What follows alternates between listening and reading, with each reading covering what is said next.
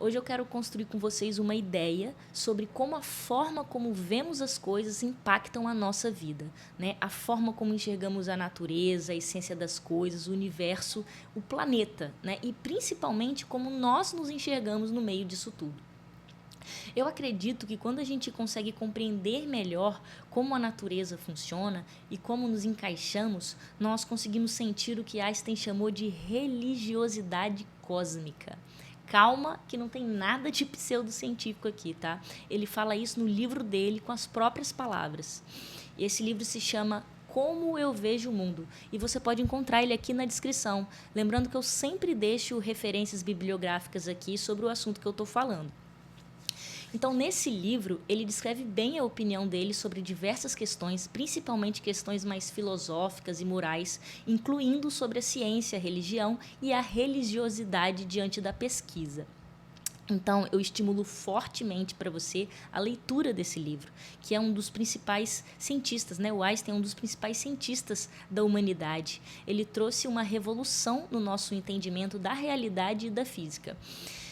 Eu infelizmente perdi aqui meu livro físico, mas eu encontrei o PDF e aí eu queria ler um pedacinho específico aqui sobre vocês quando ele fala dessa religiosidade cósmica. Deixa eu achar aqui. Ele fala sobre diversas religiões aqui, sobre o budismo, né, o judaísmo, etc. Aí ele chega. Todos, no entanto, podem atingir a religião em último grau, raramente acessível em sua pureza total.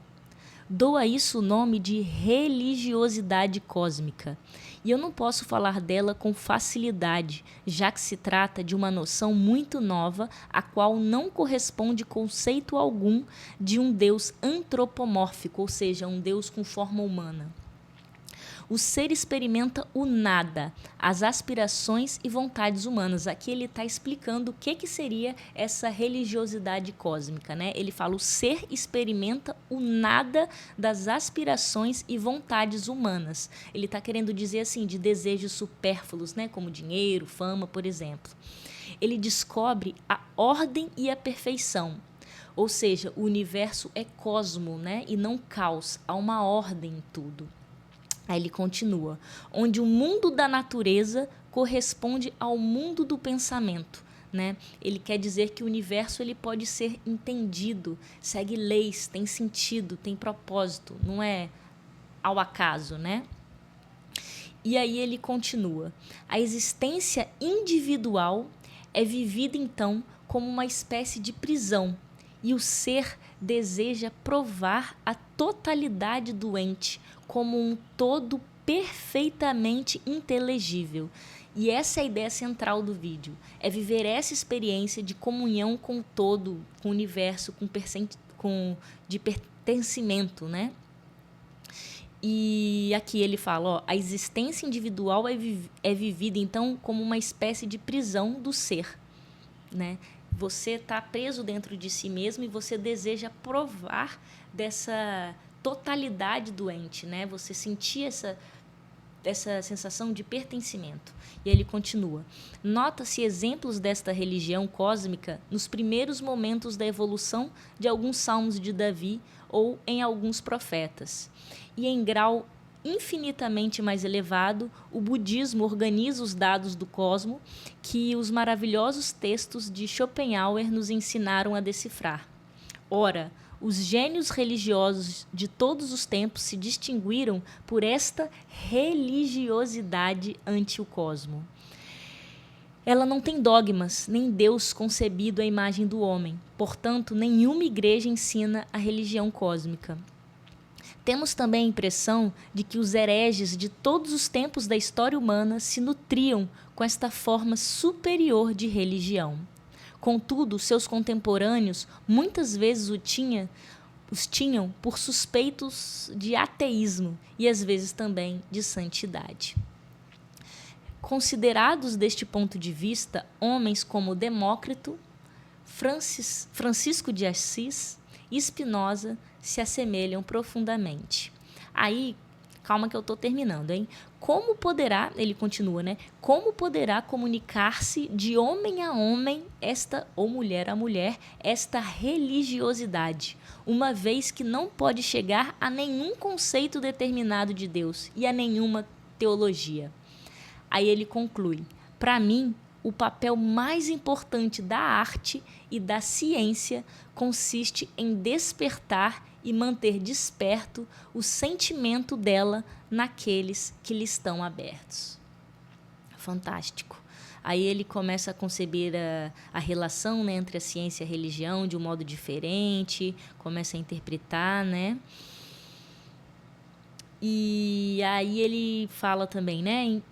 Portanto, compreensível que as igrejas tenham em todos os tempos combatido a ciência e perseguido seus adeptos. Mas eu afirmo com todo vigor que a religião cósmica é o móvel mais poderoso e mais generoso da pesquisa científica. E aí ele continua falando e conclui, né? Ora, eles estão dispersos no tempo e no espaço. Aquele que devotou sua vida à idêntica finalidade é o único a possuir uma imaginação compreensível destes homens, daquilo que os anima e que lhes insufla a força de conservar seu ideal apesar dos inúmeros fracassos. A religiosidade cósmica prodigaliza tais forças. E aí ele continua falando da força dessa religiosidade cósmica,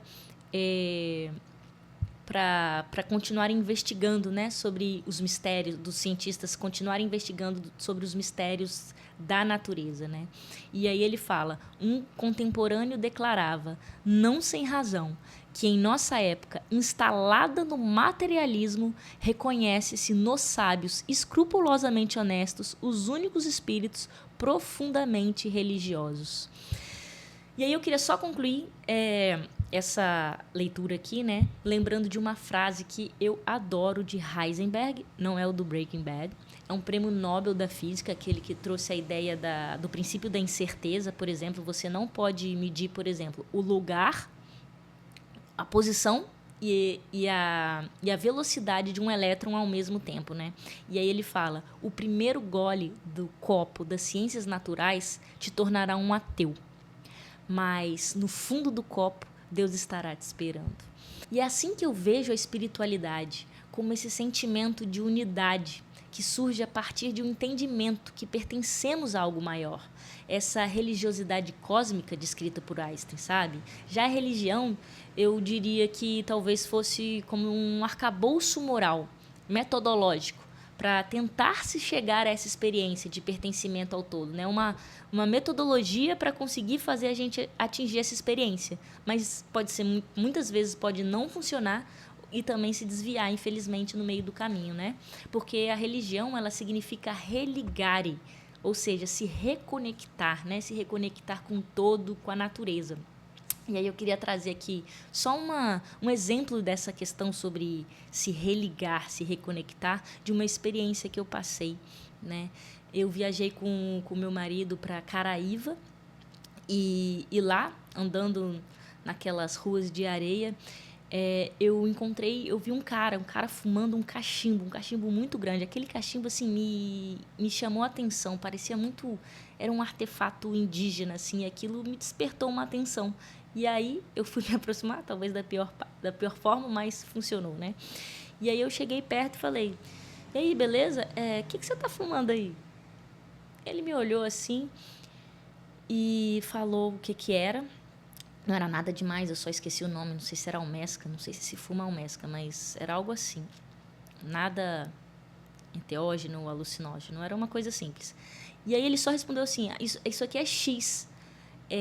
Daqui a 1 hora eu tô indo lá na casa do pajé. Eu vi que você tava com um cara ali e nós estamos no mesmo camping. Conversa com ele e vê se você não quer ir lá comigo. Falei: caraca, acabei de conhecer a pessoa e ir pra casa do pajé, meio perigoso, né? Acabei de conhecer.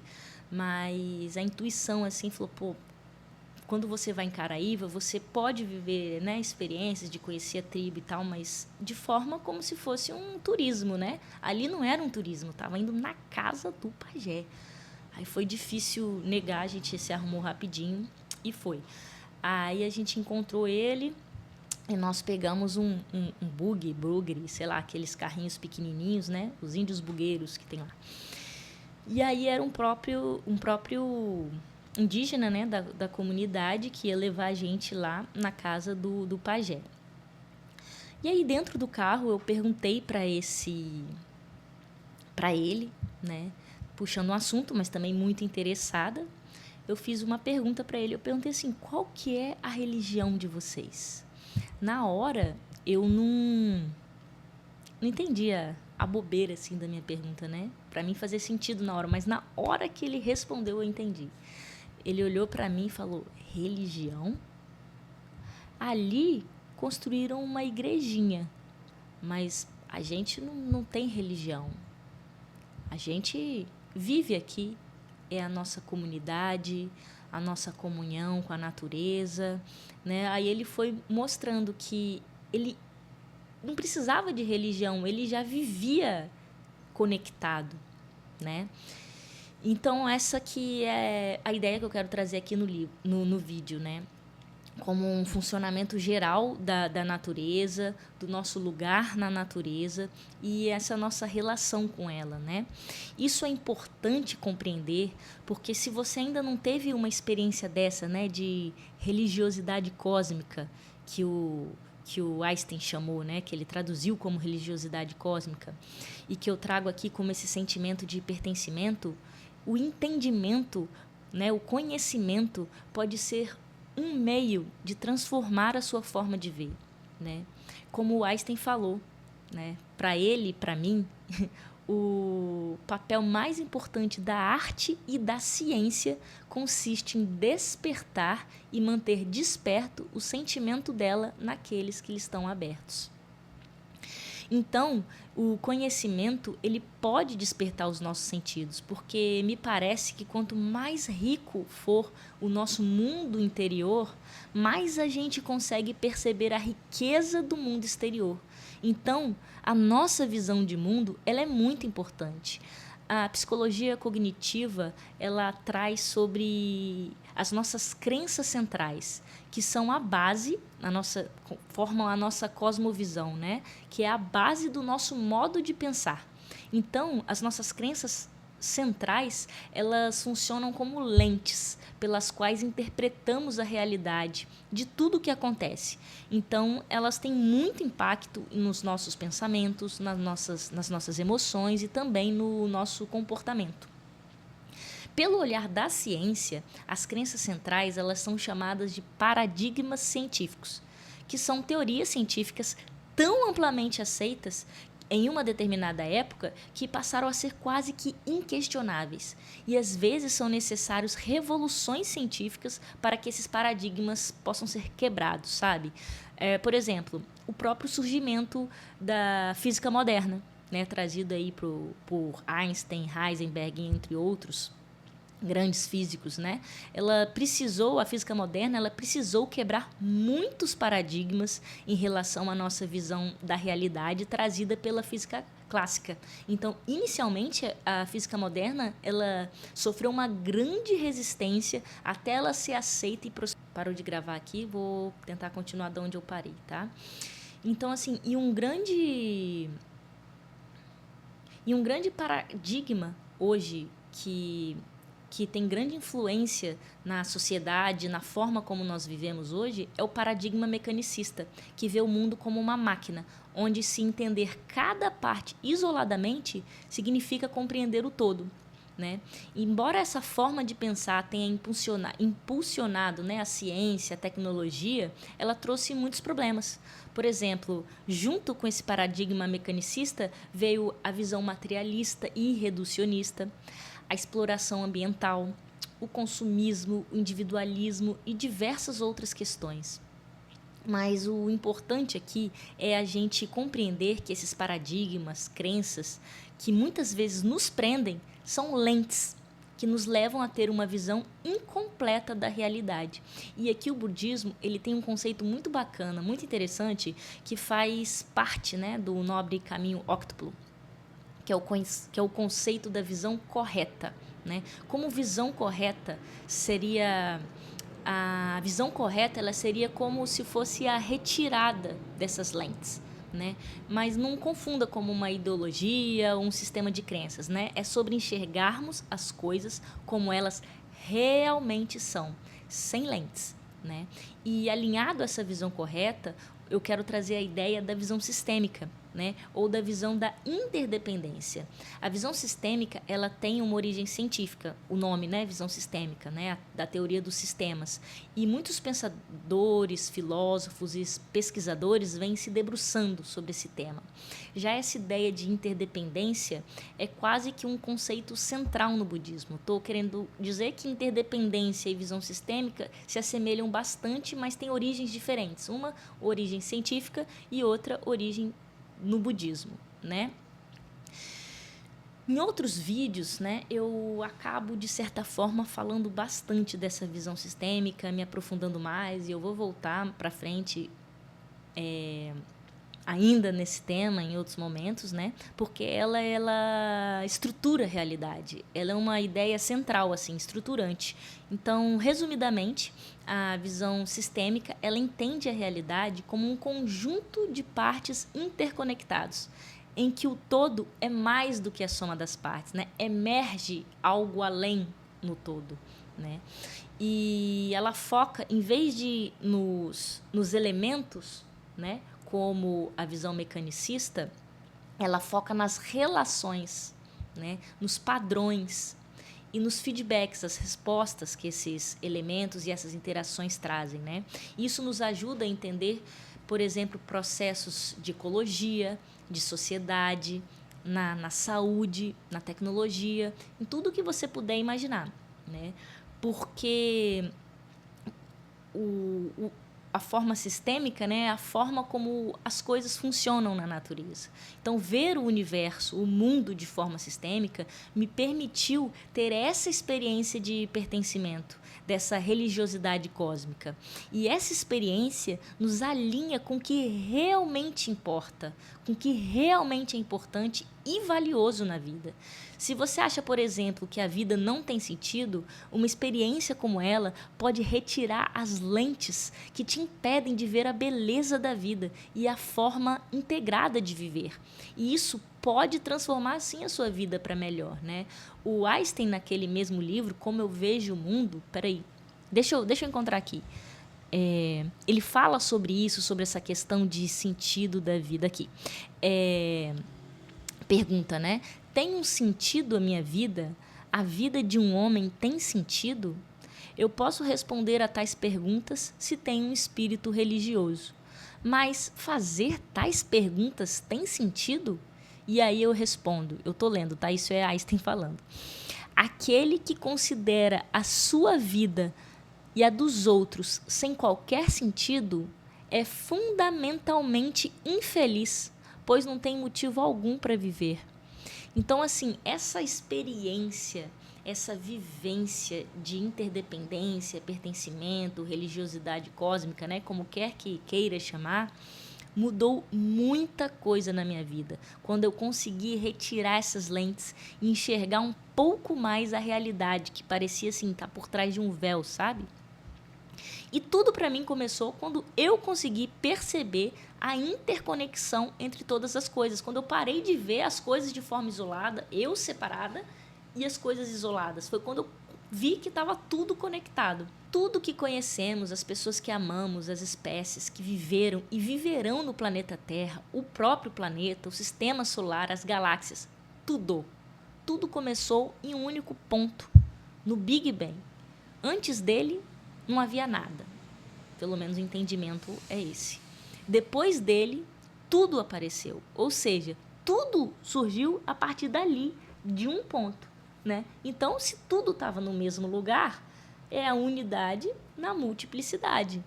E o Marcelo Gleiser, ele narra isso com uma elegância e beleza incomparável. Mas vamos lá, vou tentar trazer essa ideia, né? Aproximadamente 14 bilhões de anos atrás, em uma singularidade, um ponto menor que a cabeça de um alfinete, muito quente, muito denso, muito pequeno, se expandiu e continua se expandindo até hoje. Lá nos primeiros segundos surgiram as partículas subatômicas. Depois dos primeiros minutos, começaram a formar os átomos mais leves, como hidrogênio, hélio. Depois, esse hidrogênio e hélio, eles começaram a se agrupar por gravidade. E aí formaram-se as primeiras estrelas, né? E são dentro das estrelas que ocorrem a fusão nuclear, criando assim os elementos mais pesados, como o carbono, o oxigênio, o ferro, né? E é por isso que o Carl Sagan, ele fala que nós somos poeira das estrelas. O carbono, o ferro, o oxigênio, né, que está no nosso corpo, eles foram criados dentro das estrelas, E as estrelas, elas se agrupam, né? Não as estrelas entre si, as estrelas, elas formam sistemas solares com planetas, luas, né? E as estrelas se agrupam, formando as galáxias. Ou seja, aquilo que eu falei, da unidade à multiplicidade. E dentre trilhões de galáxias, trilhões de sistemas solares, existe o nosso sistema solar, com o nosso planeta. E nesse pequeno planeta, perdido nessa vastidão do cosmos, que o Carl Sagan chamou, né, do pálido ponto azul, mas que eu não consigo vê-lo de outra forma senão como o mais belo e precioso planeta vivo. Neste planeta, que evoluiu todas as formas de vida que conhecemos. Das bactérias hipertermófilas que vivem lá na beira dos vulcões, aos líquens, árvores, fungos, baleias, cachorros, aves, nós, tudo. E a vida, ela só foi possível graças a uma intrincada rede de eventos e situações, desde o movimento das placas tectônicas até a formação da atmosfera e a presença de água líquida. Vista do espaço, a Terra, ela parece ser percebida, né, como uma entidade única e coesa. Com essa visão e entendimento, né, quando as primeiras fotos da NASA surgiram da Terra, aquele planeta uno, né, foi que dessa visão que inspiraram os pesquisadores James Lovelock, né, e a bióloga Lynn Margulis a propor a hipótese, né, chamada a hipótese de Gaia. A hipótese de Gaia, ela sugere que a Terra funciona como um superorganismo autorregulador, onde a biosfera, que são os seres vivos, e o ambiente inorgânico, a atmosfera, oceanos, rochas, interagem para manter as condições ideais para a vida. Só um parêntese aqui, essas ideias se assemelham com o que foram encontrados em alguns escritos do Leonardo da Vinci. Eu falo disso num outro vídeo, mas eu pretendo trazer mais adiante também questões como essa e também me aprofundar na hipótese de Gaia. Mas eu quero agora dar um panorama geral rápido para ver se emerge aí, né, um insight dessa interdependência. Desde o Big Bang, o universo, o planeta Terra, tudo interconectado. E agora nós vamos descer mais um pouco, né? Assim como a hipótese mais aceita da origem do universo é a origem em um único ponto, a singularidade, o Big Bang, a hipótese mais aceita da origem da vida na Terra é que seja de uma única origem. Né? E daí, através do processo evolutivo, ao longo de 4 bilhões de anos, a vida foi se diversificando em novas espécies, né? Surgindo novas espécies e outras espécies se extinguindo, até chegar às formas que conhecemos hoje em dia. Os seres vivos, então, eles estão todos interconectados, entrelaçados em uma base comum, né? No codificador da vida, o DNA, o RNA, de forma bem simplificada, tá? Assim, idealmente, todas as espécies existentes, elas podem ser incluídas em uma árvore da vida, né? O sonho de qualquer biólogo seria ver essa árvore completa. Ou uma árvore filogenética, que se assemelha a uma árvore genealógica, você já deve ter visto, né? Que indica aí os seus ancestrais com seus descendentes, de forma muito resumida. Então, se a gente conseguisse caminhar nessa árvore, por favor, agora usa a sua criatividade e imagina, né? Se a gente conseguisse caminhar dentro dessa árvore, nós estaríamos caminhando na árvore da vida, né? Nós chegaríamos nos ramos, nos nós, até a sua raiz, onde estaria o último ancestral comum universal, que dá o nome de Luca, né? Que seria o organismo vivo que teria dado origem a todos os outros seres vivos da Terra, né? E assim como toda a biodiversidade está interligada, interdependente pelas relações externas, ecológicas, por exemplo, internamente nós também estamos todos conectados pelo nosso DNA. Não há nada separado, né? Tá tudo interligado desde o Big Bang. Mas vamos caminhar um pouquinho sobre essa árvore. Para isso eu queria trazer a minha experiência, né? Eu fiz graduação, mestrado e doutorado em biologia e eu continuo, de certa forma, trabalhando, publicando os artigos com árvores filogenéticas, né? Basicamente descrevendo espécies novas, entendendo como são essas relações entre as espécies e a influência do meio ambiente nessas questões, né? E lá se vão 17 anos, caraca, metade da minha vida. Mas vamos lá, foi exatamente 11 anos atrás, porque foi inesquecível. Setembro de 2015, durante o mestrado, que eu tive essa visão, que eu vou narrar de forma resumida, porque em outro vídeo aqui eu já falei. Posso até deixar linkado aqui embaixo.